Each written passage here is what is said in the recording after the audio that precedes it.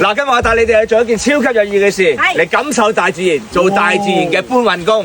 哦，咁大雨咁狼狽，咁都唔放假，你真係有心啊，師傅！哇！我啱啱一入嚟就有咁嘅待遇啊！喂，快啲啊！你兩個要幫手㗎。哎呀，好痛手，成日話要大條啦，而家大條係咪唔啱你啊？攞個細條先。阿俊啊，我知道加入你哋團隊咧係要集訓嘅，但係咧你知唔知我40有5㗎？我咁樣好易閃親條腰㗎，大佬。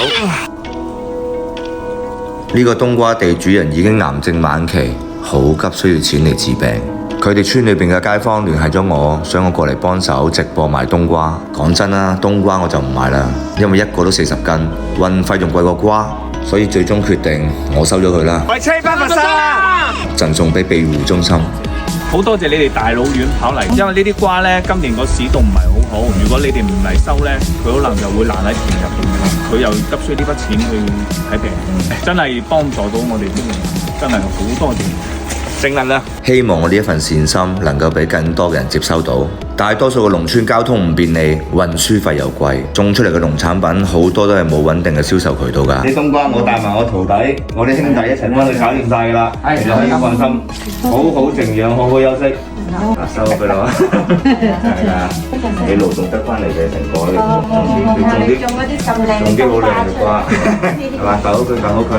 你至緊要快啲好翻，好好再種多啲靚嘅冬瓜，我哋下年咧再幫你去賣啊！咁我哋都唔打擾啊，醫休息啦，快啲好翻啦，好嘛？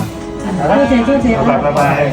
雖然做農產品係吃力不討好，因為好多不可控因素，意味住成日會俾買家鬧嘅，但係我依然會堅持去做。我哋翻到佛山啦，而家都夜晚就嚟11點啦。卸落車先，因為助農從來唔係口號，我要將佢落到實處。我鍾意幫人唔係為咗拍1、2個視頻做下人氣，而係我一直覺得做個有善意嘅人，老天一定會睇得到嘅。